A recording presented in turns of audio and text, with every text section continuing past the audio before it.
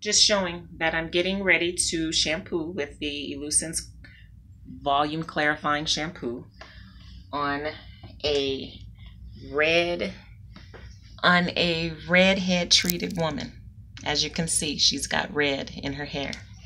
Normally, as I'm shampooing, I just want to cover the normal basics or basis of red, especially. Any and everybody that works with red knows how fast and how quick it starts to fade, even with the first shampoo. The reason I'm doing this video is because this is not her first shampoo after her color. This is actually her second, right? Correct. Shampoo after her red installation.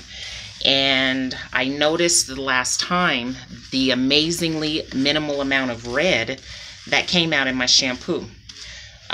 As right now, yes, the shampoo is a little pink, but you can't see any red on my hands. That's huge. Now I'm going to tell you why. Because this head and client has been soaked with my water, and what I believe is happening is the water is not leaving the residue as like the tap water does. Therefore, allowing the color to finally penetrate like it's supposed to.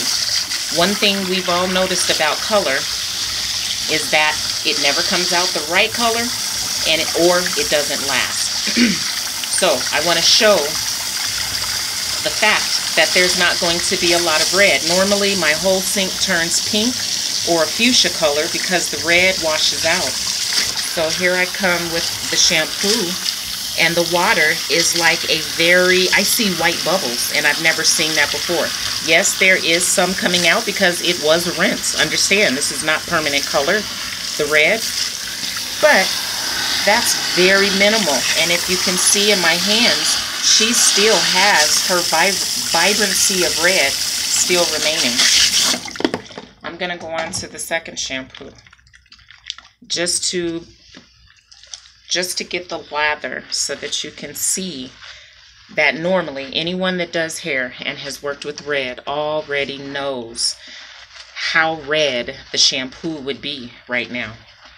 And I'm rubbing and emulsifying, and I have white bubbles. This is a very, very little amount of red. I've never seen this minimal amount of red on my hands. Usually my hands are stained, my nails are stained, the sink is red, and that's not the case.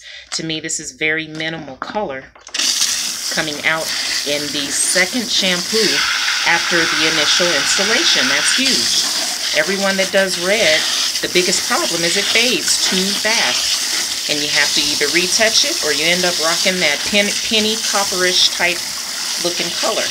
And nobody likes that. So it becomes expensive because you got to keep retouching it.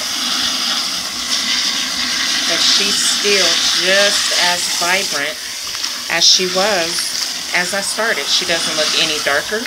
She doesn't look any more drabbier or anything. So we're going to keep this rolling because I'm going to go ahead and do what I do, which is now soak the hairs down with my water, hair and skin softener, to once again lock the color to dissolve. Wait, we're first going to dissolve the contaminants from the tap water, and then we're going to ensure that we're locking that color in by treating it with the MYWater. I like to always say, pay attention to the way I am evenly distributing the water into each square inch of the head. Spraying out here is a great way to waste the product, and it's not an effective coverage. That's a good way to minimally distribute the product. But by taking one hand and smushing the hairs flush to the scalp and spraying the water down into the root area, you are fully, because water is thin, there's nothing in it, so it's going to run very easily over all the coils, every square inch of the head. So this step right here is crucial because each woman has a different density level, which means the number of square inches on the head. So the usage of this water varies from woman to woman. It depends on your density, it depends on your texture, depends on how much or how long your dead end area is, and it also depends on how many hairs you have. So I have fully saturated her hair. I already feel the softness. It feels amazing. And we're going to go ahead and go into the blow dry. Come on up. Keep it on your head for me. Like this. Look up so you don't see your eyes, but you see your head. So what I'm going to show is the fact that I did not use a towel.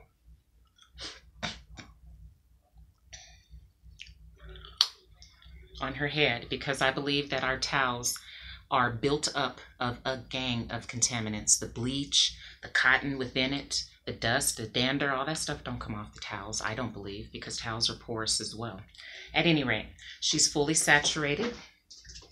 I now take a wide tooth comb and comb from where? The nape all the way down to the back with no shedding, no tangles. And look at her color. It's not faded. I don't see any of her lightened area showing through as normal. To me, the color is still just as vibrant. And mind you, she's wet. Color enhances and gets brighter as it gets dry. So we're gonna go ahead and keep it rolling for the blow dry.